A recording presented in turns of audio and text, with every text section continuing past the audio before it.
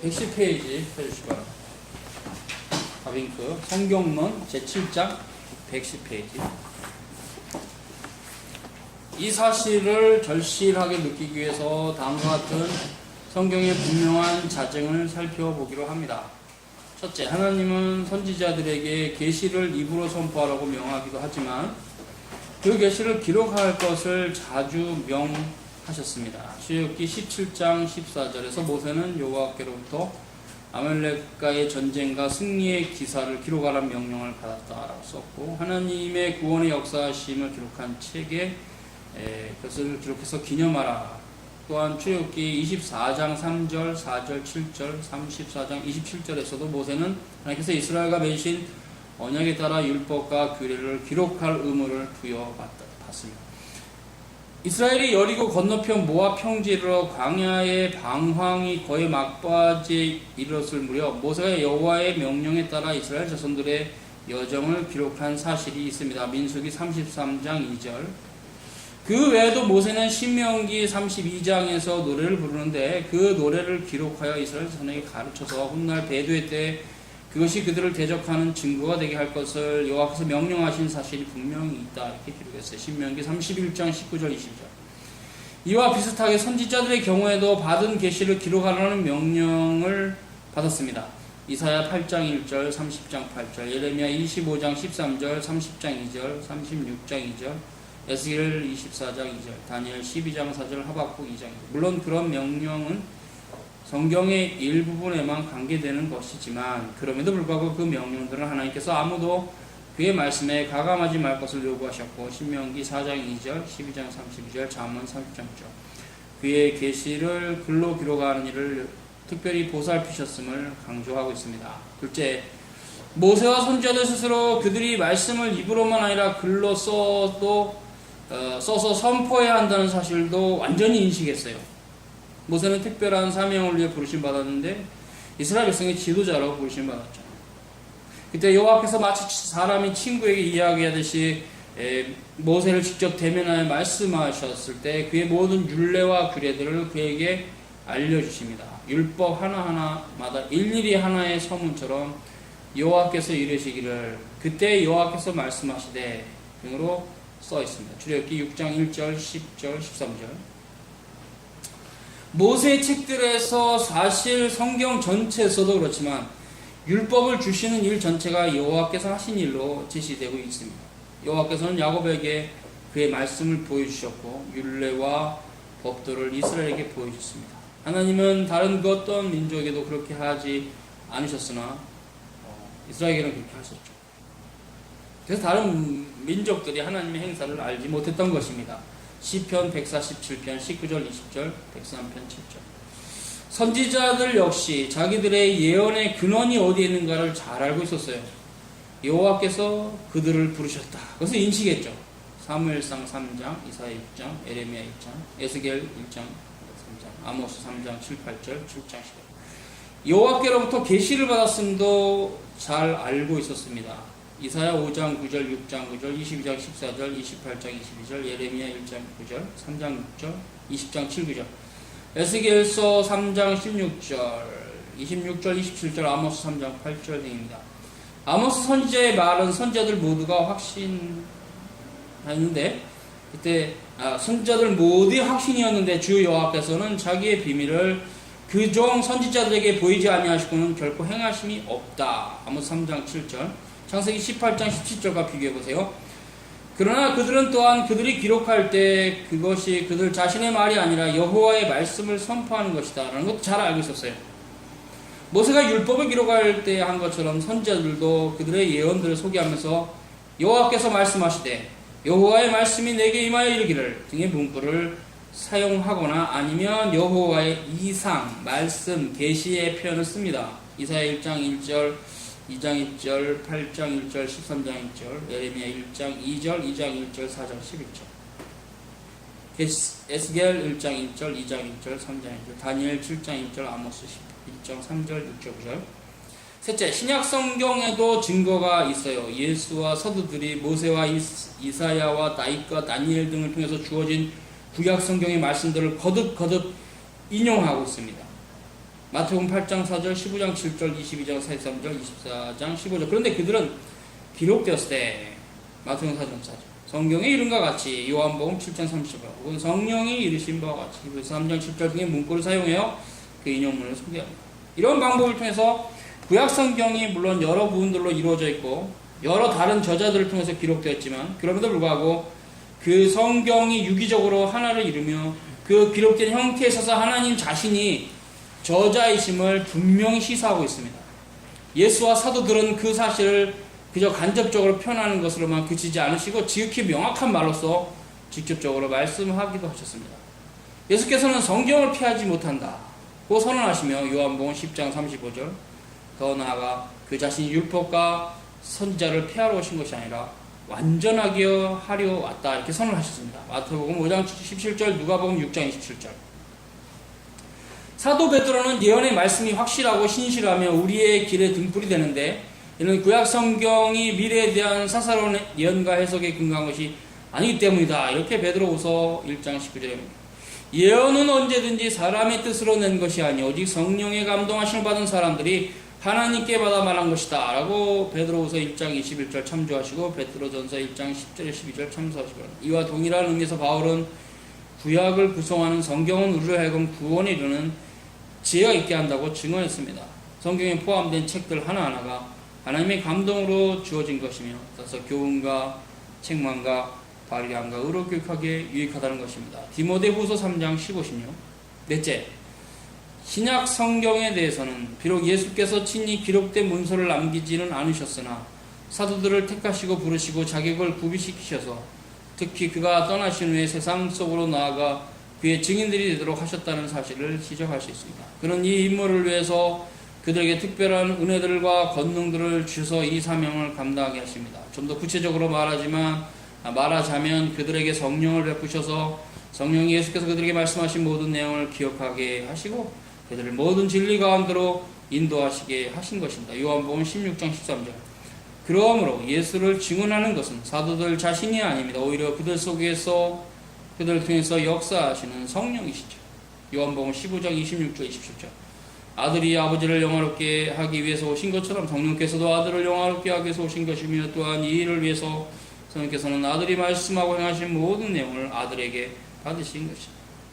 사도들은 예루살렘과 유대아, 사마리아에 살던 그 당시 사람들과 동족들에게만 아니라 땅끝까지 모든 사람에게 그리스도를 증언할 사명을 받았다. 마태복음 28장 19절, 마가복음 16장 15절, 사도행전 1장 8절 온 세상으로 나아가라는 명령에는 성경을 기록하여 예수를 증거하라는 명령도 포함되어 있습니다. 물론 그런 명령을 사도들이 직접 받은 것은 아니지만 그렇습니다. 그러나 아브라함에게 임한 약속이 그리스도 안에서 인류 전체에게 미치는 것이라면 그것이 글로 기록되어 모든 시대에 걸쳐서 보존되며 모든 사람들에게 배포되지 않고서는 그 목적이 이룰 수 없었기 때문입니다. 따라서 사도들은 그들의 선교 사역 중에 성령의 인도하심을 받아 지극히 자연스럽게 편을 들었고 그리스도 예수 안에서 나타났었던 은혜와 진리의 충만함을 서신들과 편지들의 수단으로 증거한 것입니다. 입으로만 하는 선포가 아니라 그래서도 하나님께서 그리스도 안에서 계시하셨고 성령으로 말미암아 알게 해주신 그 진리를 드러내는 것이 그들의 목적 중에 하나였어요. 마태는 다윗의 자손 예수 그리스도의 족보를 기록했습니다. 마가는 복음이 하나님의 아들 예수 그리스도로부터 시작되었고 그에게 기원한다는 것을 밝혔어요. 누가는 사도들의 증언을 근거로 해서 성도들 가운데 가장 확실하게 믿고 있던 일들에 대해서 사려 깊게 조사하여 데오빌로 각하에게 확신을 주도록 질서 있게 제시하고 있습니다. 누가복음 1장 1절 4절을 참고하시 바랍니다. 요한은 우리가 예수께서 하나님의 아들이심을 믿고 그의 이름을 힘입어 생명을 얻게 하기 위해서 복음서를 기록했다. 요한복음 20장 31절. 또한 요한 1서에서는 자신이 선포하는 것이 눈으로 보고 귀로 듣고 자세히 보고 손으로 만진 바 생명의 말씀이라고 말했습니다. 그리고 이렇게 선포하는 것이 우리가 사도들과 더불어 또한 아버지와 그의 아들 예수 그리스도와 더불어 사귐을 누리게 하기 위함이다. 요한 1서 1장 1절 3절. 바울은 자신이 예수 그리스도께로부터 직접 사도로 부르심을 받았다. 갈라디아서 1장 1절. 또한 복음의 그 복음을 계시를 통해서 그리스도께로부터 받았다. 그런 확신이 있었죠. 갈라디아 1장 12절, 에베소 3장 2절, 디모데전서 1장 12절. 그 입의 말씀과 펜으로 쓴 말씀을 통해서 자신이 하나님의 말씀을 선포하고 있음을 확신했습니다. 데살로니가전서 2장 13절, 후서 2장 15절, 3장 14절, 고린도전서 2장 4절, 10장 13절, 고린도후서 2장 10절. 누구든지 다른 복음을 전한 자는 저주를 받는다. 이렇게도 이제 갈라디아 1장 8절에 사도 바울이 얘기했습니다. 모든 사도들이 그들의 전하는 바를 받아들이냐 거부냐에 따라서 영생이냐 영원한 죽음이냐가 결정되는 것으로 가르치고, 사도 요한은 계시록 마지막 장에 이 책들의 예언의 못을 덧붙이거나 제하여 버리면 무서운 형벌이 있을 것이라고 경고합니다. 요한계시록 22장 18절 19절. 그래서 우리가 요한계시록의 마지막 그 부분은 계시가 무엇인가를 정확하게 우리에게 보여주는데, 신구약 성경 외에는 계시가 없습니다. 이런 부분을 확실하게 잡지 못하면 계속 흔들려요. 거짓 교리에. 여러분 확실하게 잡아야 됩니다. 여러분 눈앞에 어떤 사람이 나타나서 어떤 체험을 했다 하고 또 그 체험이 굉장히 그럴듯해서 우리는 따라가면 안 됩니다. 그것은 결국 미궁에 빠지는 위험한. 제가 뭐 어떤 목사님 통해서 억지로 본 그 동영상 지금도 끔찍한데, 계시를 내가 받았고 나는 계시를 기록했다. 여러분 이 계시를 사달라. 내가 받은 이 기록된 계시를 이렇게 하는 참 씁쓸한 모습을 보면서 어디까지 잘못 가면 기독교가 망가질 수 있는가를 보는 귀찮합니다. 근데 그런 것들이 인기가 없으면 아예 그런 동영상이 안 돌아다닐 텐데, 너무 인기가 많고 사람들이 다 좋아하니까 굉장히 생동감 있는 어떤 한 사람의 체험, 예수님 만났다 이런 것들을 막 쫓아가니까 사람들이, 그런 사람들이 힘을 얻고 막 활동을 하는 거죠. 하나님의 말씀이 무엇인지에 대해서 근원적으로 여러분 확정하지 못하면 계속 흔들려, 평생 흔들리다가 아무것도 얻지를 못해요. 그러니까 그런 부분에서 확보하면 그건 계시가 아니다, 거짓 교리다, 거짓 계시다, 저건 마귀 역사다, 딱 끊어버려요. 아주 끊어버려야 돼요. 왜냐면 성경이 얘기하니까. 이 계시 외에 무엇을 덧붙이면, 제하여 버리면 무서운 형벌을 받게 된다. 제하여 버리면 하늘나라 참여함을 제함을 당한다. 하늘을 못 간다는 얘기.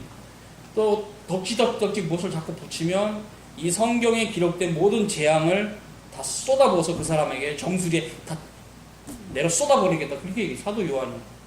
그건 멸망입니다. 하나를 못 간다는 얘기를 사도 바울이, 사도 요한이 문학적으로 이렇게 표현한 것 뿐이에요. 하나님 말씀은 가감하면 하나를 못 갑니다. 이런 것을 자꾸 이렇게 인간적인 정이 있으니까 한국 사람들은 인정 때문에 이렇게 열어주기 시작해요. 그래도 뭔가 또 우리가 모르는 걸 얘기했으니까 우리 좀 열어주자. 이런 식으로 가면 큰일 납니다. 그냥 무조건 매정하게 잘라야 돼요. 성경의 말씀이 와서. 신구약 성경 외에는 하나님의 특별 계시는 이제 없습니다. 흔들리지 마시고요. 없고, 신구약 성경을 벗어나서는 하나님을 우리가 인식할 수도 없고 제대로. 그렇다면 확정할 수 없는 특별 계시를 받았다는 사람의 말을 왜 따라갈 이유가 있냐? 없죠. 없습니다. 그래서 여러분은 이제 항상 하나님의 말씀을 나는 어디서부터 얻느냐? 신구약 성경으로. 분명. 역으로 또 얘기하면 신구약 성경을 또 까는 사람들이 많아요. 성경은 오류가 많고 인간이 썼고 이런 식으로 하는, 또 이제 공부 좀 먹물 좀 먹었다는 신학자들 절대로 무시해야 됩니다. 그냥 쟤도 성령을 받지 못했나, 왜 저런 소리 하지? 그냥 무시하는 거죠. 자꾸 사회적으로 존경을 받는다, 굉장히 심하다 이런 것 때문에 따라가면 큰일 납니다. 스님을 따라가는 것만도 못해요. 거짓 교리를 기독교 거짓 교리를 따라가는 거는, 그렇죠, 세상의 철학자를 따라가는 것만도. 차라리 플라토와 아리스토텔레스의 일반적인 어떤 교훈이 되는 말이 거짓 교리를 주장하는 신학자의 말보다 훨씬 일반론적 차원에서는 가치가 있어요. 자연과학자의 말이, 아인슈타인의 말이 거짓 교리를 주장하는 신학자의 말보다는 훨씬 가치가 있어요.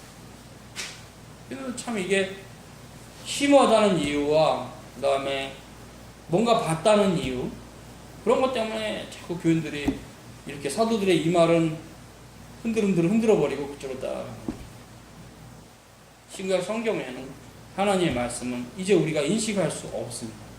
네, 사도들이 역사 속에 물론 구약의 선지자도 있지만 마지막 하나님의 말씀을 직접 받아서 라이팅까지 레터로 문헌으로 남기는 마지막 작업은 요한계시록의 끝이에요. 하나님의 말씀이 이제 없습니다. 이거 외에. 이 때문에 여러분이 자꾸 뭔가 체험을 했다, 막 진짜 봤다 막 하는 어떤 동영상이나 직접 대면한 일이 있다든가, 아니면 그렇게 이제 학문을 했던 학자들에 의해서 성경을 난도질하는, 이거는 빼야 되고 이건 넣어도 되고 이건 내가 보기에는 바울의 말이 틀렸고 이런 식으로. 바울의 말이 틀렸대. 그럼 바울의 말이 하나님 말씀 아니라는 얘기잖아. 그것은 베드로가 얘기한 대로 경의 모든 예언은 사서로 해석할 것이 아니니, 우리 형제 바울도 받은 은혜를 따라 성경을 썼고, 이 중에 어려운 부분이 있는데 무식하고 굳세지 못한 자들이 함부로 바울 서신을 해석하다가 멸망으로 이미 갔다. 그 시대 한 말입니다. 지금도 무수히 많아요. 이거는 바울이 잘못 봤고 백투더 예루살렘 이런 식으로 막 글을 쓰는 사람 보면 바울의 서신이 문제가 있다는 식이에요. 하나님 말씀이 문제가 있으면 어떻게 돼요? 이런 식으로. 근데 혹해요. 신학이 없는 교인들은 혹합니다. 그 말에. 그런가? 바울이 기독교를 잘못 해석했는 거 아니야 진짜? 절대 안 됩니다. 창세기 1장부터 계시록 마지막 장까지는 하나님 말씀. 그냥 바울이 썼어도 하나님 성령께서 역사하시는 무오한, 정확무오한, 1.1획도 정확무오한 축자 영감된 하나님 말씀. 이렇게 얘기해서 교인들 계속 흔들려요. 체험이 있는 사람들 막 자기 체험 얘기하고 그럼 또 다 흔들려버리고, 또 좀 학문이 좀 있다는 신학자들 뭔 얘기하면 또 흔들고 이래요. 그러면 안 됩니다. 이제는 여기서 우리가 배운 대로 하나님 말씀은 신구약 성경으로 최종적으로 보존이 됐고, 그거 외에는 더 가감은 안 된다. 더하거나 빼면 안 된다. 이거는 뭐 얘기를 했어요. 여러분 이제 따라오면 안 따라 여러분 자신의 신앙의 지조의 문제, 이런 것들을 버리고 막 또 체험을 따라갈지 모르겠지만, 계시와 조명은 근본적인 차이가 있다는 걸 아시고, 계시는 사도들만이 받는 겁니다. 사도와 선지자들만 받는 겁니다. 솔직히 구약 시대에서도 계시를 받으신 분들은 선지자지 이스라엘 백성 전체가 계시를 받은 것도 아니에요. 물론 이제 그 중에 일부는 또 다윗도 계시를 받아서 시편을 썼으니까 어떤 선지자가 아닌 왕도 계시를 받는 경우가 있으나, 솔로몬도 썼죠. 전도서를, 잠언을, 아가도. 그러나 계시를 받는 건 어찌됐건 선지자지 이스라엘 백성 전체가 아니었어요. 그리고 새언약의 시대에 계시를 받은 것은 사도와 선지자들이지 사도시대 신자 전체가 계시를 받은 건 아니에요. 그래서 기록한 것도 아니에요. 그래서 항상 그분들의 가르침 아래 있었고 그런 교회 질서가 있었죠. 그래서 항상 보면 사도행전에 이렇게 아가보나 이런 분들이 선지자로 활동했을 때 그런 분들은 선지자로 인정해 주는 겁니다. 그런 독특한 경우가 있지만 모든 신자들이 이렇게 선지 활동을 하고 그러지는 않았어요. 사도시대도. 그러니까 이미 이런 제한적으로 하나님께서 어떤 통로, 선지자다, 사도다 하는 통로를 통해서 그의 계시를 말씀하시고 또 그분들의 기록을 통해서 마지막 종결했을 때 우리는 그런 것들을 존중해야 돼요. 그래서 영감과 조명을 헷갈리지 마시기를 바랍니다. 영감은 사도들이 받은 거고 조명은 우리에게도 있어요. 영감은 계시를 기록해야 되기 때문에 네오 필스토스 하나님께서 이렇게 불어넣어 주신 거죠. 조명은 이제 기록된 하나님 말씀을 읽으면서 우리가 은혜를 받는 겁니다. 성경이죠. 이 말씀을 우리가 읽으면서 이 말씀이 이런 의미가 있구나 깨닫고 이 말씀에 은혜 받고 살아가는 그런 형태는 우리가 지금도 있어요. 조명은 있습니다. 조명. 여러분은 오히려 이제 하나님 앞에 기도하고 간구하는 분, 하나님 내가 말씀을 올바로 깨달을 수 있도록 조명해 주세요. 비춰주세요. 진리 빛을 비춰주세요라고 간구해야 될 것입니다. 그리고 헛되이 영감을 받았다거나 계시를 받았던 사람들은 아예 믿지를 않는 거죠. 왜냐하면 실제로 이 성경 하나도 66권이라 해도 이제 지금은 하나가 됐는데 묶어서 이 성경 이 한 권도 엄청난 분량의 계시가 담겨 있는데 이것도 샅샅이 살피지 않은 신자들이 계속적으로 편리주의를 따라서 이렇게 뭔가 체험을 따라가거나 이거를 막 디스하는 글들을 따라간다는 거죠. 안 됩니다. 절대로 안 되고 그런 것들을 멀리 하셔야 됩니다. 지금 바비카 얘기 잘했어요. 하나님이 계시를 기록하라는 것까지 성경이 있다. 구약에도 있고 신약에도 있다. 지금 바비크가 그 얘기를 하는 거거든요. 맞습니다. 그래서 이런 형태가 이제 마지막 정리가 되는 형태인데, 한번 성경을 봅시다. 계시록 마지막 장. 이 본문 갖고 또 딴소리 하는 사람도 있을 수 있어요. 근데 그거 위험합니다. 마지막 장 20절이죠. 근데 그 전에 있죠. 18절서부터 있네요. 보세요. 내가 이 두루마리의 예언의 말씀을 듣는 모든 사람에게 증언하노니 만일 누구든지 이것들 외에 더하면 하나님이 이 두루마리에 기록된 재앙들을 그에게 더하실 것이요 최소한 계시록으로 한정해도 계시록이 엄청난 재앙이 있거든요. 그건 다 멸망입니다. 받으면. 만일 누구든지 이 두루마리의 예언의 말씀에서 제하여 버리면 하나님이 이 두루마리에 기록된 생명나무와 및 거룩한 성의 참여함을 제하여 버리시리라. 이것을 증언하신 이가 이르시되 내가 진실로 속히 오리라. 이거 예수님이죠. 하시거늘 아멘. 주 예수여 오시옵소서. 주 예수의 은혜가 모든 자에게 있을지어다. 아멘 하고 마지막 요한계시록이 기록이 되면서 계시는 종결됐습니다. 이제 계시 종결이에요. 그래서 계시 종결에 대한 교리를 반드시 여러분은 꽉 붙잡고 흔들리시면 안 돼요. 거짓 종교들이 자꾸 이런 걸 흔들어서 치고 들어오거든요. 그래서 성도들을 지배하고 나를 따라와라. 내가 병도 고친다. 나를 믿으면 부자도 된다. 있다고 헛소리들을 하는 겁니다. 그래갖고 교인들을 왕창 데리고 가가지고 다 병닭을 만들어놨어요. 참 씁쓸해요. 왜? 하나님의 말씀은 이건 전혀 덮어두고 그냥 그런 막 체험을 따라가는 거예요. 왜 그럴까요? 여러 이유가 있습니다. 근데 제가 생각한 하나는 이게 귀찮아요. 이걸 펴가지고 읽고 이거 진짜 이해 안 가는 거 이거 엄청난 분량에 이걸 읽고 하나님의 말씀을 알아가는 게 귀찮아요. 그냥 누가 이게 그냥 쫙 이해하기 쉽게 그냥 쫙 던지면 이거 제끼 그냥 따라가는 하나님을 알아가는데 십자가를 지지 않고 뒷짐지고 하나님 따라가려고 하니까 그런 거짓 교리에 빠지는 겁니다. 힘들고 어려워도 계속 이 말씀만을 붙잡고 이 말씀에 어긋나는 건 나는 안 따라가고 성경적 교리를 굳건히 붙잡으면 흔들림이 없어요.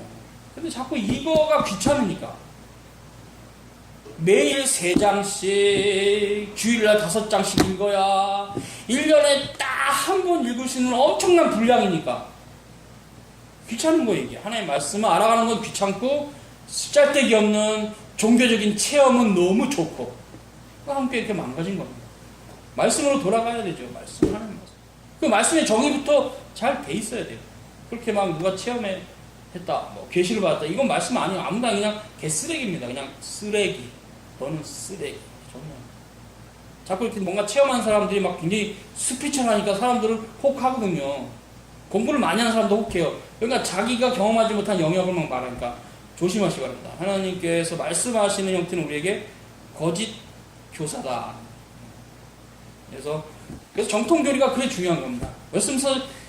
웨스트민스터 신앙고백 1장만 쭉 딱 붙잡고 있으면 그런 말 흔들리지를 않아요.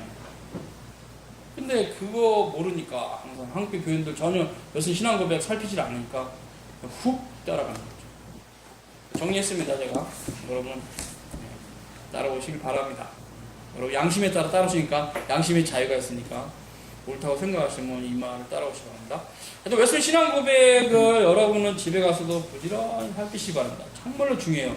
제가 오늘 1장을 얘기했어요. 그럼 집에 가서 1장 한번 보세요. 그냥 읽어라도 보세요. 이해가 되더라고요. 그런 노력들이 필요하죠. 그래서 성경 외에는 하나님의 말씀은 없다. 넘어갑니다. 계시를 기록하는 일이 이루어지게 하신 성령의 구체적인 활동을 가리켜 영감이라고 한다. 인스피레이션인데 데오피누스토스입니다. 헬라어 원문은 디모데후서 3장 16절. 이 영감의 본질에 대해서는 자연에서 빌려온 현상과 비교함으로써 또한 성경 그 자체의 구체적인 설명을 통해서 어느 정도 깨달을 수 있다. 일반적으로 인간은 다른 이들의 생각을 자기 정신 속에 집어넣는 능력도 있고 또한 다른 이들의 인도를 받아 생각을 진행시키는 능력도 있다.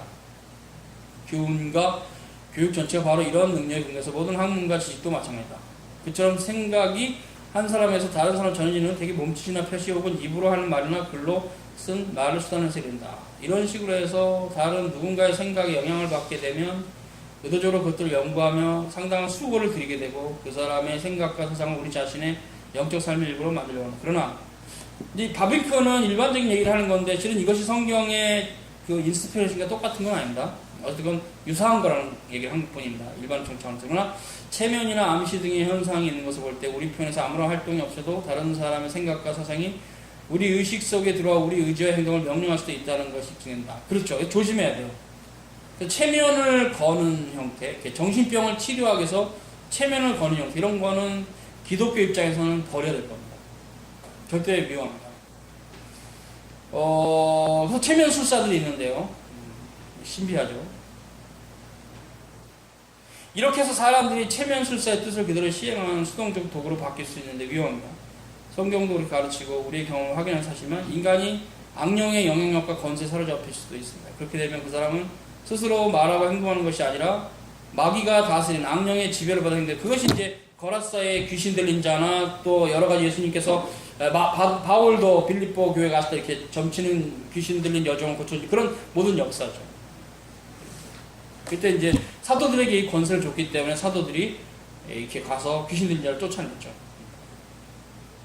마가복음 1장 24절에서도 더러운 귀신이 사람을 사로잡을 때 예수께서 물리치셨죠. 근데 하나님의 거룩한 장을 알았어요. 그가 성령의 영감의 본질에 대해서 다선한 빛을 비춰주는 또 다른 현상은 예술가들의 영감이다. 그렇죠? 위대한 사상가들이나 시인들은 모두 자기들의 가장 아름다운 최고의 작품들이 자신의 노력이 아니라 새로운 영감이 갑자기 떠오른 덕분이라는 것을 경험을 통해서 압니다. 그래서 자연과학자조차도 어떤 자연과학의 이론이 나오기 전에 막 생각하다가 뭐가 착상이 되는 겁니다. 이게 영감입니다. 인스피레이션. 그래서 자연과학의 이론이 이렇게 영감으로 떠오르는 경우도 많습니다. 물론 그렇다고 해서 예비적인 조사와 성찰이 없었다는 것은 아닙니다. 천재성도 있었습니다. 노력과 근면도 있었습니다. 물론 대개 경우 그런 영감을 경험만 있어서 반드시 연구가 필수적인 조건이긴 하지만 그때 경험하는 그 새로운 통찰은 그 연구의 논리적인 기계라는 열면식으로 설명할 수 없는 어떤 확 스쳐 지나가는 영감이 있다는 거죠. 사람의 창조성에는 언제나 어떤 은밀한 능력이 적용하는데 이는 논리적으로 따라서 설명할 수 없는 것입니다. 니체 얘기를 쭉 넘어갑시다. 일반 사람들이나 예술가들의 정상적인 삶에서도 이런 일들이 일어난다면 하나님이 피조물과 생각해서 의지를 공격할 아무런 근거가 없을 것입니다. 그래서 시를 쓸 때 나타난 영감과 사도들의 성경을 기록한 영감은 본질이 다릅니다. 하나는 그냥 일반적으로 일반적 차원에서 뭔가 하나님의 형상으로 만들어진 인간이 창조성이 있기 때문에 확 어떤 착상이, 멋진 착상이 확 창발적으로 있을 수 있는 것인데 사도들이 기록한 계시 형태와는 좀 다릅니다. 똑같이 보진 마시고 다만 바비큐는 유사한 것을 예를 들어서 너희들이 그렇게 세상에도 영감이 있는데 하나님의 영감이 없다는 말이 되겠느냐 이런 식으로 얘기를 하고 싶은 겁니다. 일반 사람들도 이런 일이 있다면 하나님이 자신의 뜻을 계시하는 형태와 관련해서 있다는 얘기죠. 그래서 그런 얘기를 하는 거니까 동일시하시면 안 돼요. 그런데 동일시하시면 절대 안 됩니다. 피조물 가운데 사람이 쭉 넘어가고 좀 이런 얘기는 우리의 생각과 이제 행동에서 쭉 넘어가고 맨 밑에 왕의 마음이 여호와의 손에 있음이 마치 목풀 같아서 임의로 인도하신다. 사람의 길은 넘어가시고요. 이거는 쭉 넘어가고 거기 조금 중간에 볼게요. 성령으로 말미암아 그리스도를 주로 고백하고 또 지혜와 지식의 은사도 주시고 하나님의 뜻을 행하도록 선한 뜻도 주십니다. 세상과 교회 미치는 모든 하나님의 영의 역사들은 선지자 사도들에게 임한 영감과는 같은 것이 아닙니다. 이건 또 다른 형태. 그래서 이런 영감과 관련해서 사도들이 받은 영감은 뭐냐? 그건 지금 바비니까 거기 가고 싶은 거예요. 성령께서 하나님의 자연스럽게 하신다면 영감이라 불리는 그 특별한 활동은 불가능하다고 할 수 없다. 그 얘기 계속 영감이 없다라는 그 당시 학문적인 신학계 풍토에 대해서 지금 바비니까 말을 하다 보니까 되게 장황한 말을 한 거예요. 실은 그 시대로 돌아가면 이해가 돼요. 하도 사람들이 그 당시에는 이제 19세기니까 자연과학이 최고조로 오만한 시대였거든요.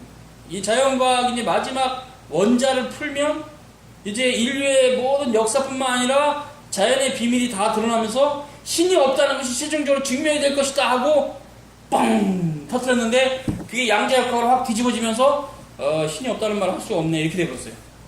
그러니까 바비니까 이 글을 쓸 때는 어떤 경우에 과학이 최고로 오만한 때였어요. 근데 지금은 과학이 상당히 많이 겸손해졌어요.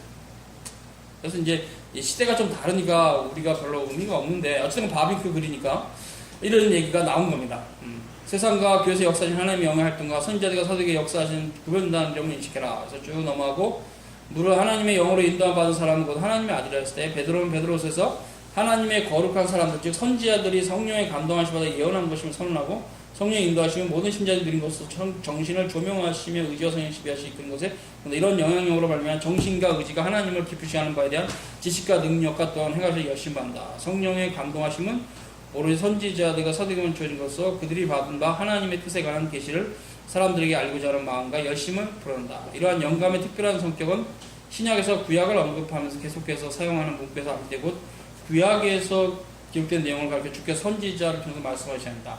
이 문구에 사용된 헬라어 표현은 주님을 그 말씀의 출처 기원으로 제시하며 선지자들을 그 말씀의 수단하고 대자를 제시하는 것이다. 이러한 부분은 하나님께서 선지자의 입을 통해서 말씀하시는 본문에서 더욱 예리하게 드러나는데 그러므로 이 문제의 성경이 가르치는 이것이니 곧 하나님이 그 말씀의 주인이시며 다른 선지자들과 사도의 대리자로 사용했다는 말씀입니다. 이 말을 바비큐하고 싶습니다. 정리를 해야 되겠네. 이거 이렇게 바비큐할 게 아니고 영감에 대해서 이제 우리가 이해를 할 때는 영감에 대해서 이해할 때는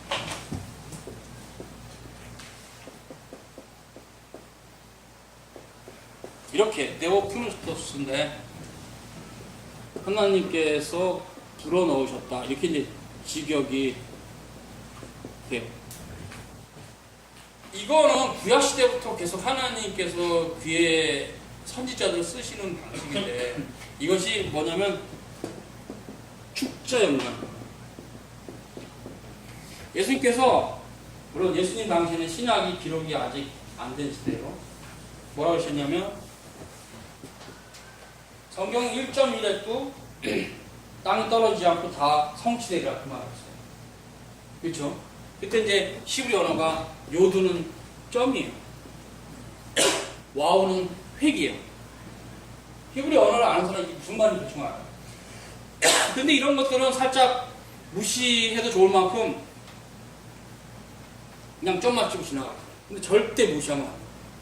와우나 요두 이런 것들이 바로 의미를 결정하는데 결정적이에요. 요두가 하나 있고 없고가. 그 때문에 히브리어를 아는 사람은 그게 확 들어와요. 아 이게 의미를 결정하는데 결정적이기 때문에 빼면 안 된다. 맞습니다. 성경의 1.1획도 축자 영감된 것이어서 절대 인간이 빼고 넣고 할 수 있는 게 아니에요. 자, 축자 영감이요. 이것이 데오프누스토스인데 영감입니다. 이게 이제 세상의 어떤 시적인 영감 다릅니다.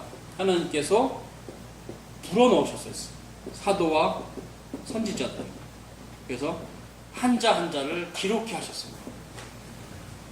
그래서 성경은 무한 겁니다. 성경 무호성. 성경은 무하고 그 기록도 축자 영감입니다. 요거를 여러분이 둘 중에 하나를 포기하면 기독교는 다 무너집니다. 여러분은 거짓 종교로 바로 쭉 미끄러집니다. 그래서 여러분 항상 성경의 무호성, 축자 영감 같이 동시에 받아들여서 하나님의 말씀은 단 한 획도 오류가 없다. 학교에 이것도 교리입니다. 학교 정통 교리입니다. 학교에 붙여야 돼요. 그래서 이런 부분들이 지금 신학에서는 다 무너졌기 때문에 좀 신학을 좀 했다는 굉장히 지성적으로 심오한 사람들이 이런 거 다 버리고 그냥 신학을 하니까 왜 저런 결론이 나오지 하고 놀라는 거예요. 유보적 칭의론? 저런 말이 왜 나오지? 근데 그 부분의 신학을 쭉 역추적해 가보면 이런 교리가 아예 없어요. 성경의 무호성을 믿지도 않고 축자 영감도 안 돼요. 그러니까 그런 교리가 나와요. 페북에서 제가 글을 봤는데 어떤 사람은 바울이 썼던 고린도 몇 장은 틀렸다. 놀라서 되는 거야. 근데 그 학문도 있는 분이 아니더라고. 사이비 집단에 속한 분 같은데 바울의 어떤 본문은 바울이 틀렸다. 내가 맞다. 이렇지. 바울하고 막 싸워요. 맞짱 때. 이런 부분들을 우리가 굳건히 갖고 있습니다. 성경은 무호하고 축자로 연관합니다. 이런 부분을 다시 한번 정리할 수 있는 것은 이제 자유신학자들이 얘기한 건 그거거든요. 성경의 무호성에 대해서 그분들의 견해도 여러분 알고 있으니까 대적하는 그분들의 입장은 뭐냐면요. 어떻게 인간의 언어가 또 인간이 쓴 언어가 무호할 수 있느냐 이거예요. 맞죠. 일반적인 이론으로 가면 다 맞아요. 일반론으로 가면 다 맞습니다. 인간이 쓴 글이 오류가 없을 수 없어요. 그런데 언어의 불완전성인데. 근데 왜 성경은 왜 너희들은 굳이 무하다 하느냐? 이게 이제 치고 들어오는 거거든요. 걔네들의 이론은 그거예요. 인간은 오류투성이라서 오류가 없는 성경을 쓸 수 있는 존재가 아니다. 그렇기 때문에 성경은 오류가 있다. 이게 얘네들의 이론이에요. 그렇기 때문에 이런 이론들을 학문적으로 들어가면 그럴듯해요. 문제는 뭐냐면 이분들이 기독교 핵심인 그리스도를 이해를 못하는 거예요. 그리스도 성경은 매우 밀접하거든요. 계시의 절정이고 이건 계시의 기록이고 둘 다 계시입니다. 예수님은 계시의 절정이죠. 클라이막스. 성경은 그 계시의 기록입니다. 보세요. 마리아 사람이죠. 우리가 똑같은 원죄가 있는 사람입니다. 오류가 없는 완전하신 인간을 잉태해서 낳았습니다.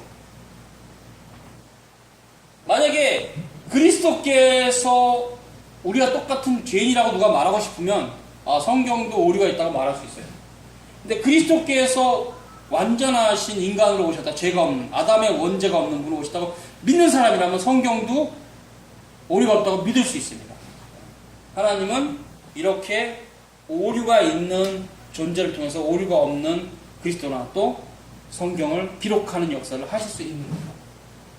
이런 형태가 이제 재창조죠.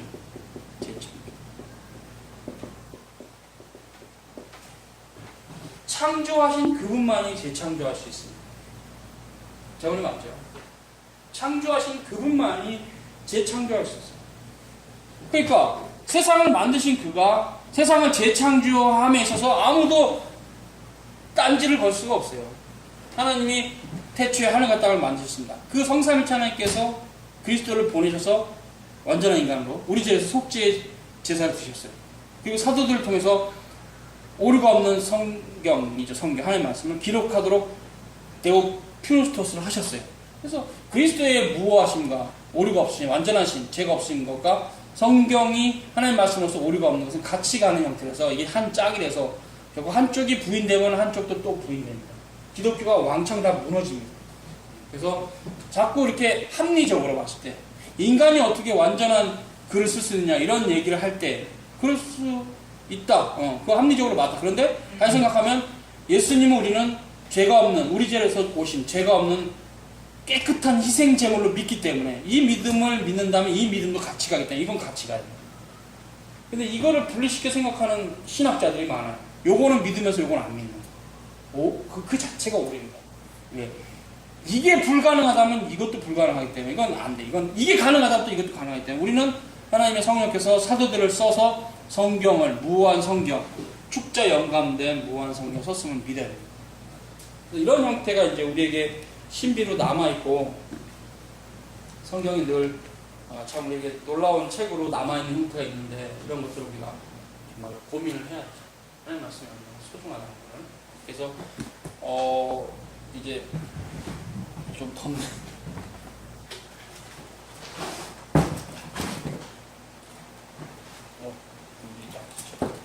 근데 결국 이제 하나님 말씀을 우리가 이해함에 있어서 중요한 거는 하나님 말씀이 무엇을 말씀하는 거를 알아가는 게 굉장히 중요해요. 제가 아무리 여러분에게 성경이 무엇입니다 이렇게 얘기를 해도 여러분이 하나님 말씀을 모르면 자꾸 흔들려. 근데 하나님 말씀을 계속 알아가면 맞다라고 자신이 확인이 돼. 이게 그래서 이제 장로교 교리에서 웨스턴 신앙교의 자증성 성경은 스스로 증거한다. 맞아요. 그 말이 맞아요. 그러니까 여러분이 그 말이 여러분 가슴에 팍 꽂혀야 장로 교리가 제대로 정통 교리가 딱 박힌 사람이에요. 그렇지 않으면 우리 머리로만 자증성. 그럼 누구나 말할 수 있어요. 근데 이게 진짜 하나님 말씀이면 이게 진짜 하나님 말씀인 거 알고 싶으면 이 말씀을 읽으라는 얘기예요. 부지런히 읽으라는 얘기예요.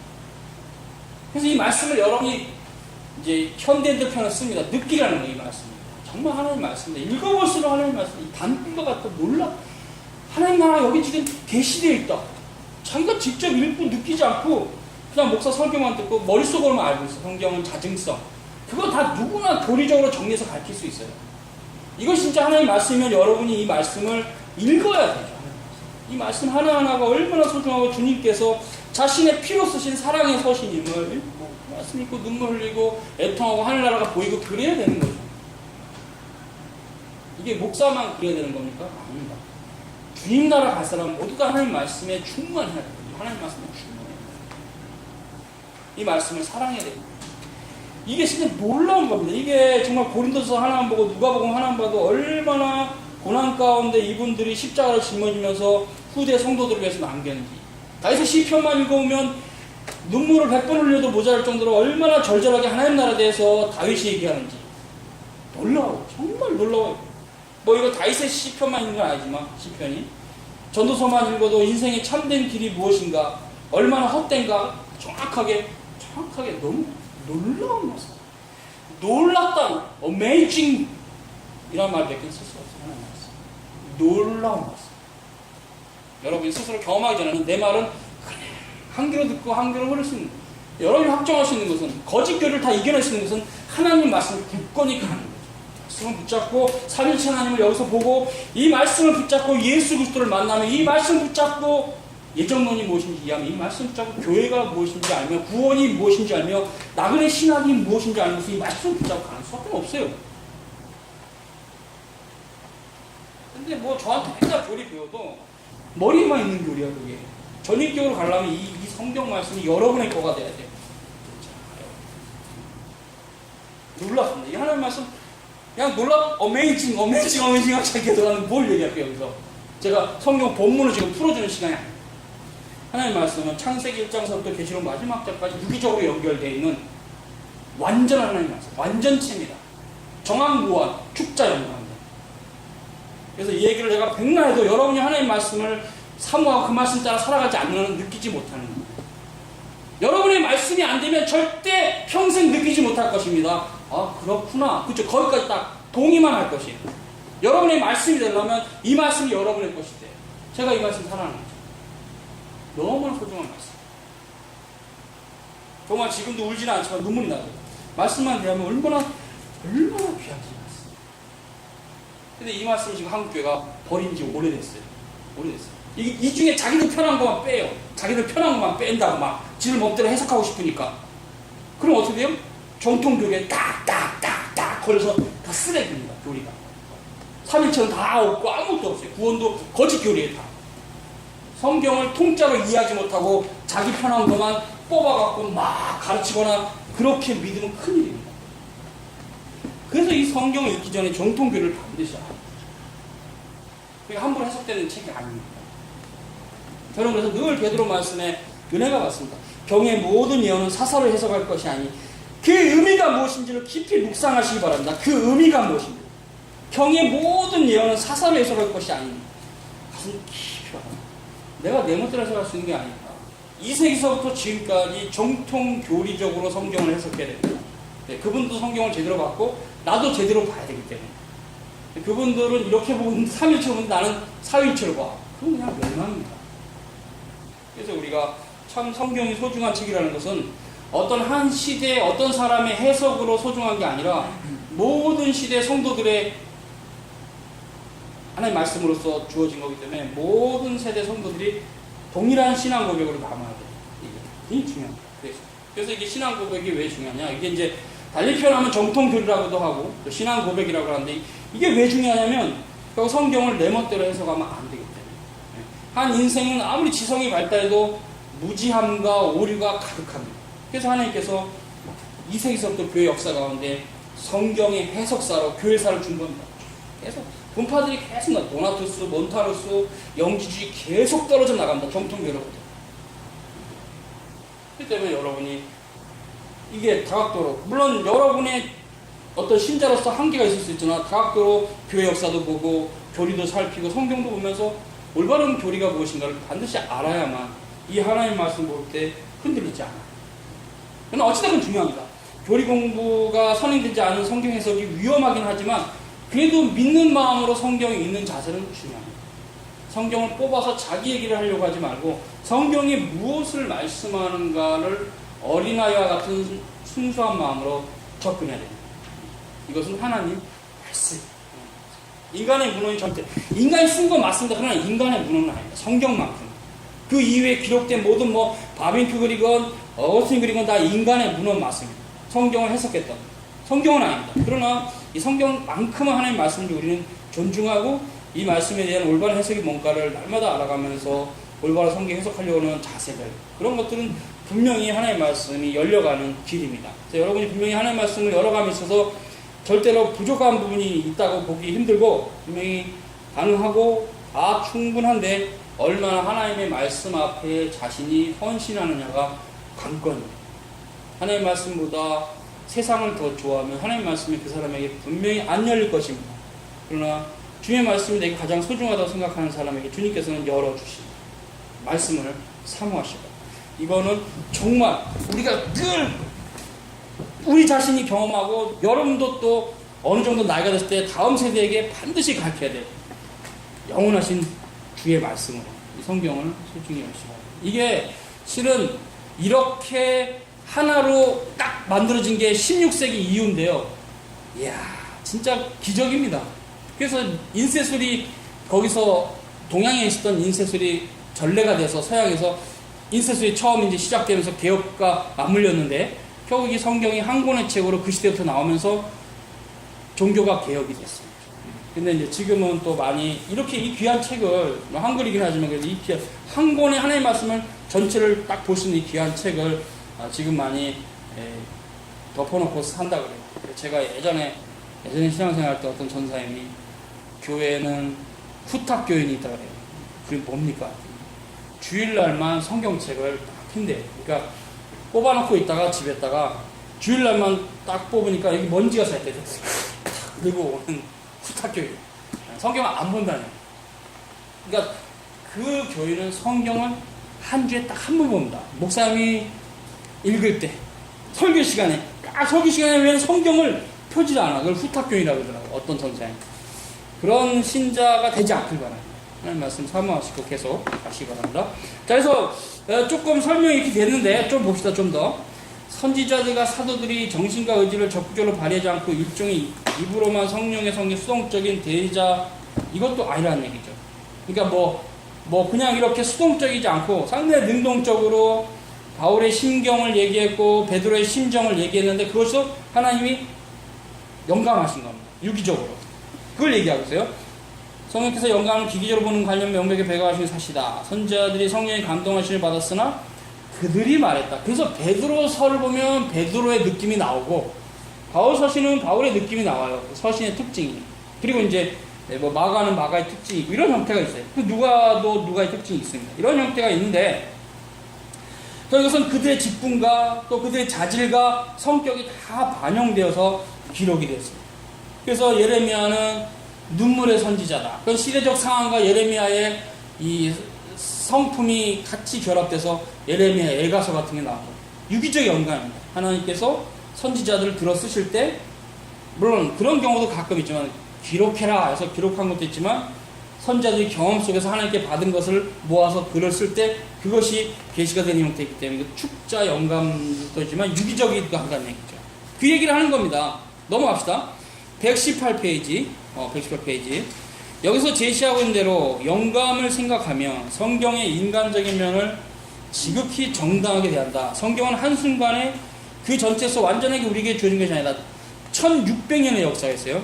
오랜 세월에 걸쳐 점차 자라났다. 현재 우리가 갖고 있는 구약 성경은 39권이다. 그 중에서 5권은 율법, 12권은 역사, 5권은 시가서, 17권은 선제다. 이런 순서도 물론 연대기는 아니다. 여러 역사서들이 에스라, 느헤미야, 에스더는 여러 시가서들, 선지자들 상당히 후대 것들이며 선지서도 요엘, 오바냐, 아모스, 오세아 등 짧은 이사야, 에레미야, 에스겔, 다니엘 등 긴 책들과 시기적으로 앞선 것도 있다. 이것은 그러므로 그렇다는 건 넘어가고요. 신학에는 성경의 특정한 책이 어떤 상황에 생겨났고 누가 기록했으며 누구를 위해서 기록하는 문제를 연구조사하는 특별한 분야가 있다. 이 분야의 연구를 이제 또 이 시대의 상황 때문에 이런 얘기를 한 건데요. 우리가 몰라도 되고 뭐 상식으로 알아도 돼요. 고등비평입니다. 고등비평도 여러분도 알면 상식적으로는 좋을 것 같아요. 왜냐하면 그걸 알고 있으면 여러분이 이제 서점에 가서 책을 살 때 좀 참고가 되죠. 아, 이거는 고등비평이 들어간 책이다 아닙니다. 고등비평은 뭐냐면요,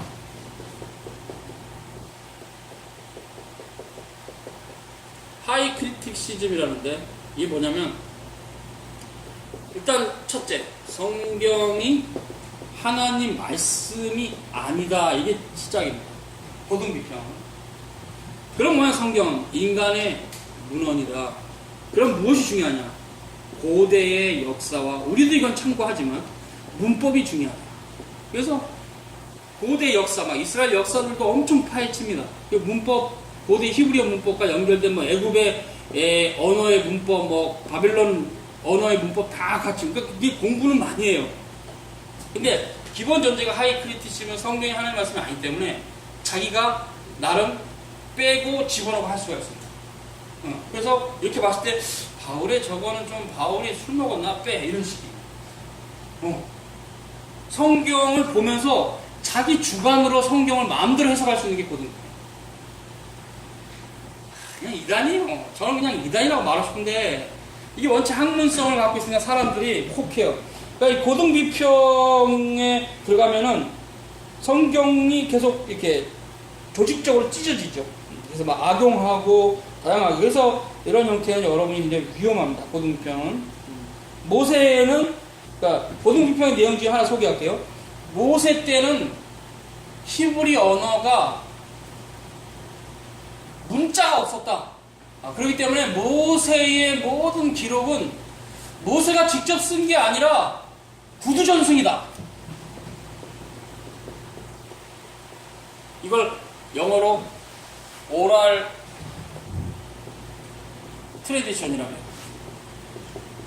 구두전승. 그러니까 모세가 쓴 게 아니라 모세가 막 말한 거를 후대, 그러니까 그 전에 그때 당시 사람들이 머릿속에 다 기억하고 있다가 한참 후에 모았다. 이게 모세오경에 대한 문서설입니다. 모세 때까지는 성경이 없었고 기록된 하나님 말씀도 없었다. 왜? 그때는 문자가 없었다는 견해요. 자유주의 신학자들. 근데 이게 지금은 뒤집어졌죠. 이 이론이. 왜냐하면 모세 시대에 문자가 있었다는 게 결론이 났어요. 그래서 이거는 지금 이 주장이 그냥 쓰레기통에 들어갔습니다. 근데 바비큐 시대는 이게 또 한번 또 휘몰아쳤기 때문에 바비큐 이 말을 한 겁니다. 이런 식으로 해서 성경이 그 시대에 영향을 받은 단지 인간의 문화. 그래서 조잡한 신관에서 잘 조각을 해가지고 세련되게 율신관으로 진화가 됐다. 이런 겁니다. 이 고등비평입니다. 그러니까 이런 형태가 물론 학문성이 없는 건 아니고 고대 근동의 문헌이나 고대 역사나 이런 걸 무시하지는 않지만 성경을 바라보는 관점이 이렇게 되면서 그분들이 낸 결과물들은 심각할 정도로 우리가 받을 수 없어요. 이 고등비평. 그래서 이 고등비평의 책을 여러분이 조금 이제 이해가 되면 이제 서점에서 책을 꺼내서 뭐 창세기 강해, 고등비평이 들어간 책이네 그러면 다시 꽂아놓고 안 읽는 게 나아요. 그래서 그 정도는 기독교 청년이라면 분별할 수 있는 역량을 가지고 지금 당장은 그렇지 않더라도 계속 하나님의 말씀을 알아가면서 어떤 서점의 책을 꺼내서 읽었을 때 창세기 뭐 주석 그런 거 읽었을 때 요건 하이 크리틱이구나 하면 버릴 수 있는 그런 안목이 있지 않으면 계속 이단들이 들어옵니다. 제가 했잖아요. 분명 학문이 있는 분이 아닌데 그러니까 바울의 이 말은 틀렸다. 그렇게 쓰더라고요. 그 페북에서. 그래서 깜짝 놀랐어요. 이분이 학자도 아니야. 그냥 어떤 사이비 집단의 그냥 뭐 목사 같은 그런 사람이었어요. 이제는 막 하나님 말씀 막 니나 개나 소나 막 함부로 막 하는구나. 그래서 이런 형태가 고등비평인데 이것은 굉장히 위험합니다. 지금도 남아있는데 지금은 많이 이제 무너지기도 했어요. 그래서 지금 독일 자유신학 계보에 있어서 중요하신 사람은 슐라이마우. 그 제자인 알브라이트 리츠. 그리고 이제 20세기 들어오면 뿔트만이나 판넨베르그, 아이크로트 이런 분들이 이제 굉장히 선호를 하죠. 신학교 가면 다 배워요. 어느 신학교 가도. 이제 합신에서는 이제 나쁘다는 식으로 배우고 또 저기 한신대 같은 거 이걸 좋다고 배우긴 하지만 나중에 이런 형태로 해서 성경을 하나님의 말씀이 아니라는 것을 전제로 하고 성경을 자기들 입맛에 맞게 빼고 집어넣고 해서 이렇게 해석하는 형태를 고등비평이라고 합니다. 그래서 이 고등비평을 가지고 성경을 해석한 신학이 민중의 신학입니다. 민중신학. 그리고 이제 이분들이 주장하는 건 모세는 민중의 아버지. 이렇게. 그리고 애굽은 프로레타리아. 이스라엘은 애굽은 부르주아. 자본가. 그리고 이스라엘은 가난한 프로레타리아. 그래서 공산혁명을 해야 된다. 무식한 놈들이. 이게 민중신학이에요. 해방신학도 비슷하고. 종속이론. 이렇게 해서 신학을 자꾸 창출할 수 있는 근원적인 뿌리는 하이 크리티즘입니다. 그래서 텍스트를 내가 폭력을 가해서 내 식으로 끌어온다. 이게 폴 리케나 이런 것도 다 있는데 이런 형태가 20세기는 아주 비일비합니다. 성경으로 장난치는 제 욕을 좀 할게요. 새끼들. 정말 나는 용납이 안 돼요.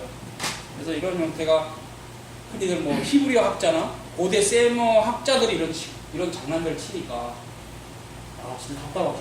청년들이 거기서 막 듣고 EBS도 제가 한번 봤어요. EBS도 어떤 뭐 히브리어 학자인데 고대 세모 학자인데 목사는 아닌 것 같아요. 근데 학생들 젊은이들 막 가르치는데 히브리어를 근데 마지막 말이 이상한 말을 하더라고요. 인간의 위대함이다. 성경은. 하나가 없다는 얘기예요. 그래서 이런 형태의 너무나 소중한 이 하나의 말씀은 인간이 위대해서 기록했다는 식으로 간다는 것은 참 위험합니다.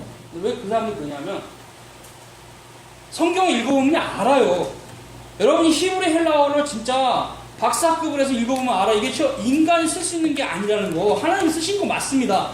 그걸 이제 보니까 와 어떻게 이렇게 놀라운 글을 썼지? 인간은 위대 이러시니까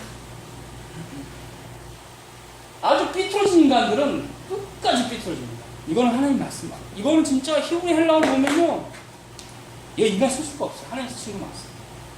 우리는 믿음이 있기 때문에 이렇게 보는데 믿음이 없는 사람들은 놀라운 성경 인간이 위대하다 이렇게 되는 겁니다.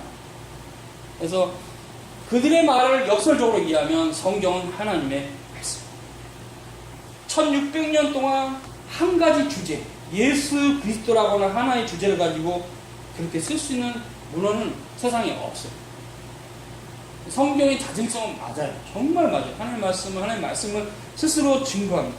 그래서 우리가 옛날에 복음은 징징징 울린다 그러잖아요. 복음답게 작기만 해도 성경은 하나님의 말씀 자체가 말하고 있어요. 그래서 우리가 성경에 좀 능통하고 여러분이 신자들이 좀 성경에 좀 익숙해지면 이런 얘기가 더 가슴 깊이 다가오는데 성경이 원체 먼 문헌이기 때문에 그냥 목사님 말이 맞겠지 하고 있을 수 있어요. 여러분이 앞으로 하나님의 말씀을 더 깊게 알아가면 더 이제 이 말에 속 깊게 다가올 겁니다. 성경이 하나님의 말씀, 성경은 하나님의 말씀 맞습니다. 인간이 쓸 수 없어요. 놓습니다. 그래서 이런 부분에서 우리가 이제 하이 크리틱즘은 자기들이 성경을 그렇게 보고자 하는 방식으로 본 겁니다. 우리가 따라가면 안 됩니다. 그래서 성경을 다시 제가 정리하지만 성경은 삐딱하게 보면 삐딱하게 보이는 책입니다. 왜 그럴까요? 하나님께서 그를 버리셨기 때문에. 제가 해석하는 거. 오만하고 불선하고 거짓된 마음으로 성경을 읽으면 나름 해석이 나와요. 근데 그건 멸망으로 가는 해석입니다. 우리는 하나님 말씀으로 믿고 성경을 읽거든요. 그래서 이게 정통 교부들의 성경 해석과 지금 현대 자유주의신학자들의 성경 해석을 딱 비교해보면 확연합니다. 이분들은 겸손하고 순수하고 거룩하고 이분들은 아주 개 잘났어. 지만 잘났어. 지만 오라. 성경을 들었다 뺐다 하고 자기 학문적인 수준을 되게 자랑하는데 내가 보기에는 됐거든. 별로 마음이 안 돼.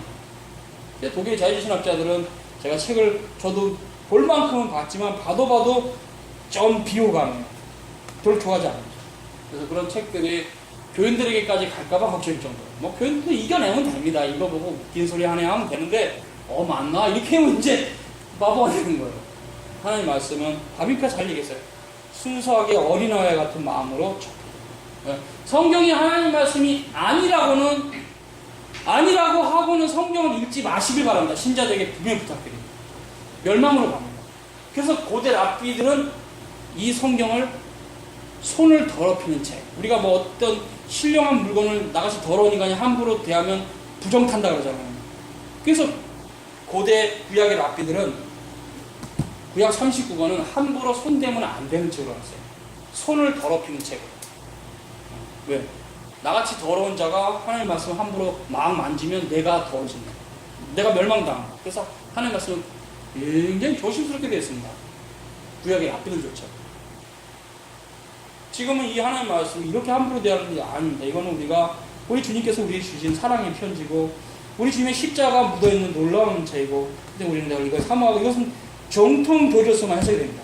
제가 그냥 아예 단도직입적으로 결론 때린 겁니다. 정통 교리로서만 성경 해석하지, 해석이 올바로 되는 거지, 그게 잡단 크리티컬, 하이 크리티컬 같은 고등비평 갖고는 성경 해석이 안 됩니다. 그리고 믿음의 마음으로만 성경 해석되는 거지, 공부를 많이 하면 성경 해석이 되는 것도 아닙니다. 헬라 히브리어를 많이 하기만 하면 성경 해석한다면 독일의 자유신학자들이 가장 성경을 잘 해석한다고 보시는데 아닙니다. 엉망입니다. 그때 해석 보면 폰나드, 아이크로트, 누가 있죠? 하르나, 아놀드 폰 하르나고 이제 이 자식 진짜 나쁜 놈이네. 아주 굉장히 불손해요. 하나님 말씀을 대하는 자세. 여러분은 물론 그런 분 따라 갈 뿐들이 아니까 하나님 말씀을 사랑하고 순수하게 어린아이 같은 심정으로 계속 하나님 말씀을 사모하시기 바랍니다. 물론 지금 교리적인 부분이 취약해서 성경을 해석해도, 그러니까 읽어도 많은 뜻이 들어오지 않을지라도 하나님 말씀 꼭 집에서 읽으시기 바랍니다. 읽은 거고, 그다음 이제 교리가 어느 정도 끝나면 성경 본문에 대한 해석도 하려고 하는데, 성경 해석하는 팁을 주면 역본을 많이 봐라. 그러니까 영어가 안 되는 사람 제끼고, 영어로 볼 수 있으면 좋은데 보면 한글이라도 역본들을 많이 봐라. 역본들 무조건 많이 봐라. 역본들, 그러니까 기준은 한글 개혁 성경이지만 다양하게 공동 번역이나 카톨릭 성경이나 만나 성경이나 다양하게 좋은 성경 같은 성경 역본들 많으니까, 다른 역본들, 현대의 성경 역본들을 많이 봐라. 이건 주석을 보는 것보다 더 중요할 수가 있어요. 두 번째는 주석인데, 주석은 지금 상황에서 제가 권유했던 칼빈 주석밖에 없어요. 매튜 풀 정도 주석. 저는 목사님 이게 좋아요, 이게 좋아요. 그럼 저는 이게 좋습니다. 이거보다는, 그러니까 이게 ICC라는 주석이 있는데요, WBC 이런 거 있거든요. 참고가 될 만한 것도 있고 위험한 것도 있어요. 그래서 교인들이 교리가 없으면 분별하지 못하니까 이런 거 빼고 안전빵 칼빈이나 매튜표를 보고 주석은, 그리고 이제 주석하고 역본하고 뭐가 중요한게 역본이 중요합니다. 역본은 하나의 본문을 다양하게 해석을 했기 때문에 다 읽어보면 요 원문은 이런 뜻이겠구나가 역본. 근데 이제 지금 여러분 당장 할 수 없지만 성경의 해석에 이것보다 앞서는 건 교리입니다. 이거보다 앞서는 건 교리. 근데 지금 교리가 하루아침에 다 이렇게 기본이 이렇게 마스터가 안 되는 거니까 지금 성경을 보실 때는 역본을 많이 참고하시고 칼빈 주석이나 매튜풀 정도 주석을 같이 보시면서 성경 읽으면 안전하다. 그러나 이제 나중에 여러분이 교리가 정리가 되면 글도 봐야 되지만 좀 더 풍성하게 하나님의 말씀을 들어오겠죠. 지금 시점에 사시는 것은 역본을 많이 보시고 칼빈 주석 정도만 안전하게 볼 수 있는 책으로 해서 이런 것들은 이제 여러분이 나중에 교리가 잡히면 읽어가면서 분별을 잘 해내면 되니까 나쁜 책은 아닙니다. 나쁜 책이 아니라 좋은 책인데도 불구하고 교리적인 부분에서는 위험한 게 있어서 이렇게 잘못 해석한 부분이 많아요. 이런 것들 조심해야 돼요. 주의하라는 얘기지, 이게 버려야 될 책은 아닙니다. 누구든지 그냥 목회자들 볼 수 있는 책이에요. 근데 일반 신자들에게는 교리가 좀 약하다면 이렇게 칼빈 주석이나 매튜풀 주석을 보고, 역본들은 좋아요. 영어 성경도 볼 수 있으면 영어 성경 역본이 엄청 많아. 그러니까 영어 볼 수 있으면 영어 성경, 킹 제임스, 제네바 바이블, NIV, NASV 해서 막 다양하게 볼 수 있죠. 역본이 더 많아요. 그래서 여러분이 그렇게 성경을 좀 보라고, 이렇게 성경론 시간에서 좀 이런 얘기를 하게 되는데, 그래서 그런 얘기들을 제대로 좀 다루고 있어요. 여러분 집에서 좀 볼 수 있으면 좋은데 읽어보면 될 부분이 있어요. 그래서 그냥 탁탁 찍고 넘어갈게요. 121페이지입니다. 1페이지. 모세오경. 이거는 율법서입니다. 토라. 결국 이것은 기록 계시의 first, 기록 계시 첫 타죠. 1타. 그 다음에 이제 그 전선지서라 해서 이스라엘 역사를 다루고 있는 게 있고, 후선지서는 결국 이제 이사야 이후의 서신입니다. 그리고 이제 거의 지금 시가서라는 게 성문서로 어느 정도 가고, 그런 것들인데, 이건 나중에 오히려 성경 본문을 들어갈 때 자세히 보는 게 나을 것 같아서 그 정도만 하고 넘어갑시다. 다 넘어갑시다. 126페이지 보세요. 구약과 신약과 관계를 얘기한 건데요. 약속과 성취. 자, 이거 굉장히 중요합니다. 이 교리를 여러분이 이렇게 이해하기 직전에 알아야 될 것은 신구약 실체의 통일성입니다. 이 교리가 굉장히 중요합니다. 신구약 실체입니다. 통일성의 교리. 이게 중요합니다. 이거가 없이 이걸로 들어가게 되면 역사 발전주의로 가면서 구약을 버리게 돼 있어요. 절대 안 됩니다.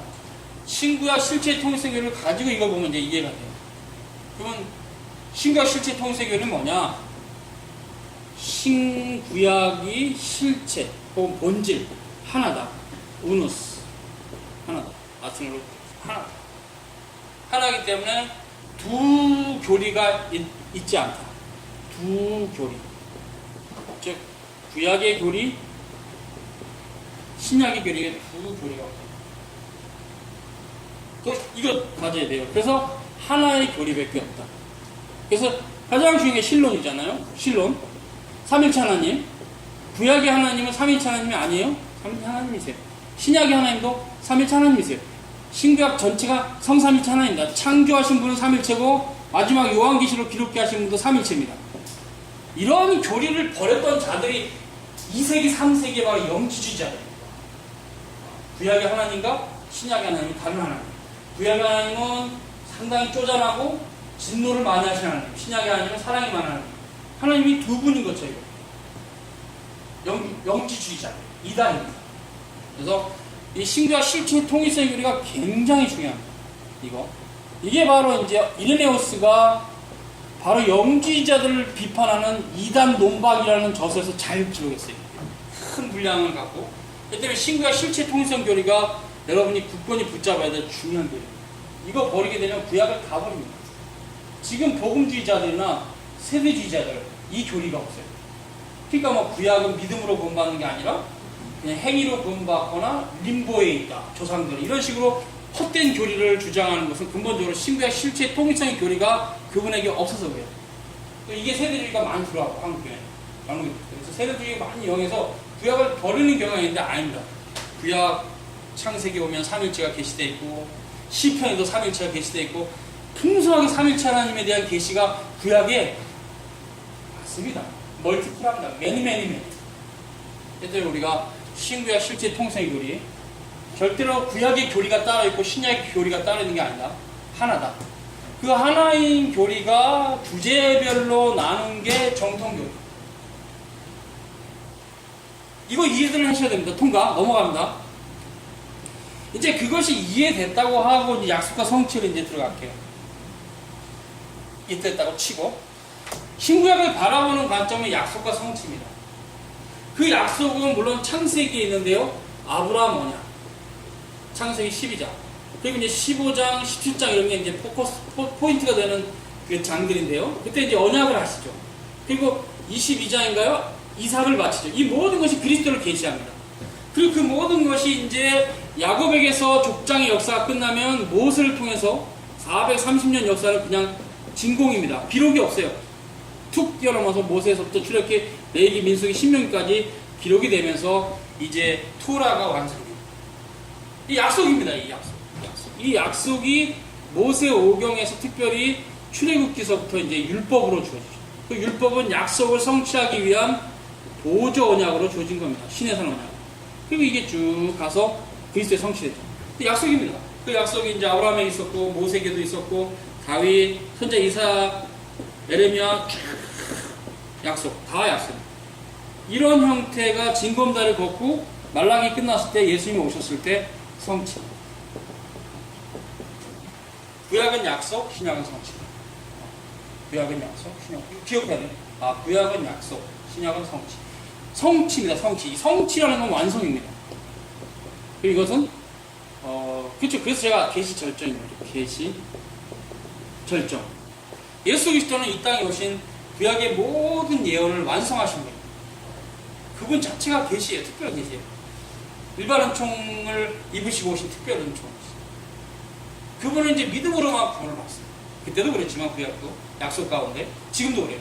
오직 예수 그리스도를 믿음으로만 구원합니다. 행위도 하나님 앞에서 쓸모가 없습니다. 행위는 뭔 겁니까? 행위는 내가 좋아서 하는 겁니다. 하나님 사랑하기 때문에. 하나님 사랑과 이웃 사랑을 내 안에서 완성이 되면 하나님가 내게 완전히 와. 이 땅에서 불가능합니다. 여러분이 예수님만큼 하나님을 사랑할 수 있고 예수님만큼 인간으로서 이웃을 사랑할 수 있으면 하나님가 가 있는 겁니다. 이 땅에서 불가능합니다. 그럼 목사님 제가 꼭 그렇게 살 필요가 있어요? 그렇게 살 필요가 없다고 생각하는 사람은 그렇게 사세요. 그러나 그렇게 살 필요가 있다고 생각하는 사람은 하나님의 말씀이 뭔지 아는 사람. 왜 내가 하나님을 사랑하고 이웃을 사랑하며 살아야 되나? 그거를 하나님의 말씀을 통해서 신과 성경 이걸 통해서 깨달으면 답이 나와요. 그러니까 하나님 말씀을 모르는 사람이 맨날 행위가 뭡니까? 그거 구원받습니까? 하늘나라 가면 빌딩에 삽니까? 성경 말씀 모르는 사람에서 그런 얘기예요. 근데 하나님 말씀 알아갈수록 정말 좋다. 하나님 말씀대로 사는 게 복이구나. 그걸 알아요. 말씀대로 사는 게 복입니다. 그런 것들이 여러분이 계속 성경을 통해서 알아가야 될 것이고 이게 누가 던지는 한두 마디 말로 속 깊게 알아간다는 건 아니죠. 계속 알아가야 되겠죠, 우리 모두가. 그래서 약속과 성취인데 주님께서 구원을 완성하셨습니다. 그 대표적인 사건은 십자가의 죽으심과 부활입니다. 그래서 십자가의 죽으심과 부활, 고난과 부활이 핵심적이죠. 그 전에가 이제 성육신이 있고, 그죠? 성장이 있으시고, 공생이 시작하고, 죽으시고, 부활하시고, 이쪽은 이제 승천과, 그죠? 부활했으니까 승천하고 이제 재림이 남아있죠. 이런 형태로 주님의 생애 전체가 결국 이제 지금 하늘에 계시는 형태 관련해서 우리 가운데 우리를 위해서 기도하고 계시는 분으로 계세요. 그래서 지금 주님은 물론 그렇죠. 우리 육신의 눈은 안 보이지만 하늘에서 우리를 지켜주시고 무엇으로 지킬까요? 성령으로. 그래서 우리는 믿음으로 성령을 받고 성령의 충만한 가운데 하늘의 백성으로 살아. 그래서 결국 주님께서 성령으로 교회 가운데 오순절 이후에 와 계십니다. 이방인들까지도 주께로 부르시는 형태를 가지고 와 계십니다. 성취가 됐기 때문에 이제 창세기 10장의 그 이방인들을 다시 부르시는 겁니다. 그래서 우리가 사도행전 1장 8절을 아시잖아요. 너희가 어디 성령이 임하시면 너희가 건너가다 예루살렘과 온 유대와 사마리아와 땅끝까지로 내 증이 되리라. 그리고 이런 부분은 복음 전파로 연결됩니다. 그죠? 복음을 전한다는 얘기잖아요. 근데 이게 하나를 더 들어가야 됩니다. 내 증이 된다는 말과 복음 전파란 말과 하나 더 들어가는 것은 교회를 세우는 겁니다. 이게 같이 가는 겁니다. 많은 경우에 가르치는 사람 중에서는 여기서 끝나는 경우가 많아요. 내 증이 된다는 것은 복음을 전하는 것이다 해서 끝. 아닙니다. 그건 잘못하는 겁니다. 주님의 증인이 되고 사도들 얘기입니다. 복음을 증거하는 사도들은 교회를 세웠습니다. 그래서 우리에게도 동일하게 사명입니다. 땅끝까지로 주님의 증인이 되고 싶은 사람은 주님의 교회를 세워야 돼요. 그래서 제가 늘 얘기하지만 한 10년 정도 신앙생활 한다 했을 때 1, 2년 정도는 교회를 다니는 사람이지만 조금씩 하나님 말씀 들어가면 이제 교회를 세우는 자로 세워져야 됩니다. 그 사람들이 결국 교회법에도 보면 3년 이후, 2년 이후에 집사로 세워지고 장로가 되는 거예요. 5년 있으면 장로가 돼요. 그게 결국 교회를 세우는 겁니다. 이런 형태가 없다 보니까 교인들이 교회를 다닌다는 개념은 확실히 잡혀있는데 자기가 교회를 세워야 되는 사람이라는 생각이 없으니까 굉장히 무책임한 거죠. 신앙. 교회를 세우는 것이 바로 복음의 증인이 돼요. 그래서 사도들이 물론 교회를 세웠지만 사도들 혼자 교회를 세운 게 아닙니다. 사도행전에 보면 베베도 있고 브리스길라와 아굴라도 있고 많아요. 자주장사 루디아도 있고 이런 분들이 다 주님의 교회를 세웠던 신실한 사도들. 사도들 혼자 교회 세운 게 아니에요.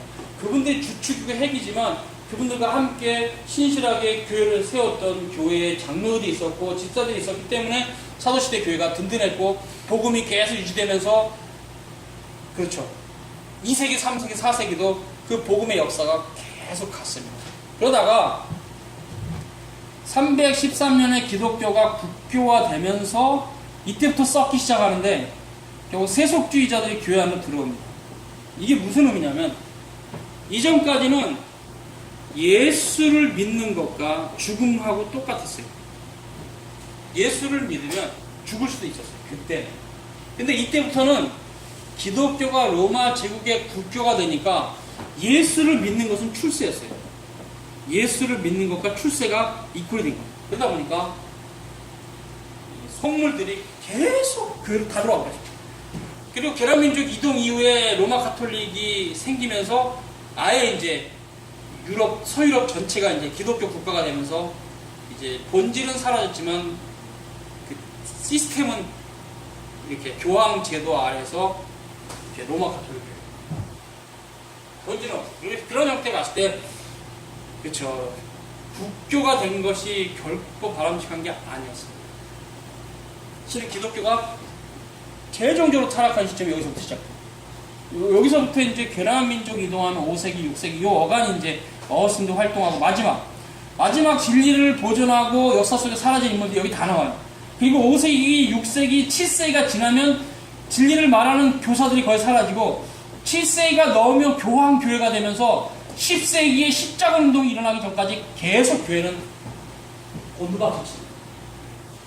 그리고 이제 이런 간단한 역사도 여러분이 책으로 확인해야 되겠지만 13세기가 되면 르네상스가 일어나면서 교회에 대한 반발감이 커지고 결국 거기서 세속 철학이 일어날 때 16세기 데카르트가 일어나고 18세기에 칸트가 일어나고 요 중간에 17세기에 뉴턴이 일어나면서 신에 대해서 전반적으로 부정하는 유럽이 됩니다.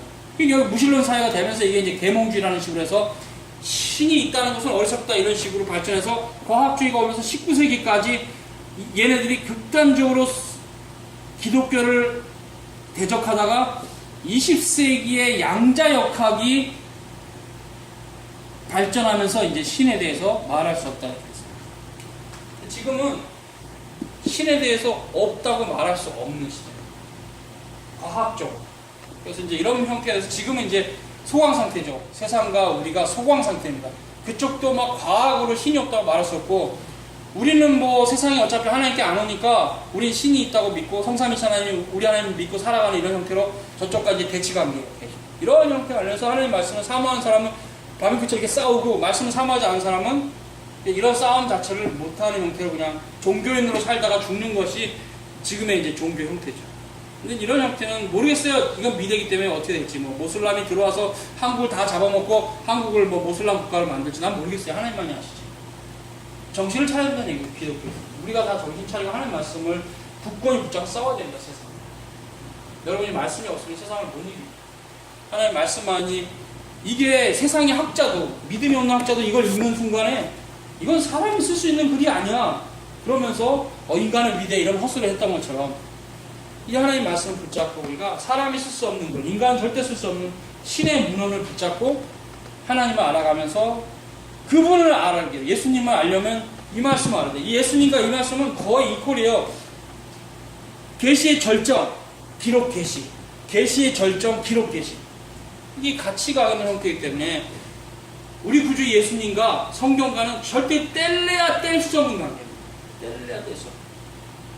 구별은 되지만 분리는 안 됩니다. 그래서 우리가 주님을 믿는다 하면 그게 무슨 의미냐 하면 주님이 계시되는 하나님의 말씀, 신구약 성경에 기록된 하나님을 알아가는 것, 연결, 같이 가는 것. 여러분이 이런 분간에서 계속 약속과 성취 관계 됐죠. 그래서 예수님이 이 땅에 오셔서 성취하셨고 구원을 완성하셨고 사도들을 세우셨고 승천하셨습니다. 부활하시고 승천하셨습니다. 하늘에 계십니다. 아버지 우편에 앉아 계십니다. 그리고 이제 교회가 세워진 역사 쭉 가는데 신약 성경은 어떤 의미가 있느냐? 이제 구약은 약속인데 신약은 이렇게도 얘기하고 이렇게도 얘기할 수 있어요. 구약의 해설서라고도 볼 수 있지만 구약의 완성이라고 볼 수 있어요. 구약에서 희미하게 드러난 계시를 신약에서는 완전하게 탁 정의를 딱 끝내는 거예요. 그 중에서 50%나 성경을 썼던 그분의 서신, 바울 서신이 굉장히 중요해요. 그래서 이제 이렇게 신약 성경 전체가 흘러갈 때 바울 서신이 결국 성경의 신약 성경의 핵심적인 부분이 있고, 그렇다고 다른 게 중요하지 않다는 얘기는 절대 아닙니다. 신약 성경 전체가 중요한데 이 성취 안에서 어떤 의미가 있냐? 복음서, 예수님이 오신 것을 기록했죠. 부활 승천까지. 그리고 이제 사도행전은 교회 역사고, 로마서에서부터 바울 서신 13권, 히브리서까지, 그리고 공동서신에서 몇 가지 있고, 계시록으로 마지막 이런 형태 안에서 신약의 의미는 약속에 대한, 성취에 대한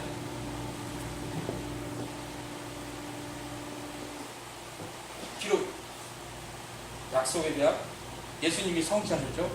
약속에 대한, 성취에 대한 기록, 이것이 바로 신약성경. 이제 정의가 됐죠. 구약과 신약과 관계. 구약은 약속, 신약은 성취. 예수님은 이 약속을 성취하신 분.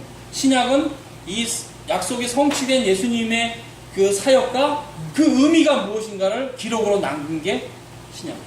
요게 딱 신약 성경 관계. 그리고 이제 이런 형태와 관련해서 결국 이제 구약이 많이 인용되고 있죠. 마태복음, 마가복음, 누가복음, 요한복음, 바울서신에 구약이 많이 인용되고 있습니다. 이사야도 많이 인용되고 있는 거 아시죠? 이런 형태는 결국 이런 본문들은 어떤 의미인가를 이분들이 여기를 해석하는 거예요.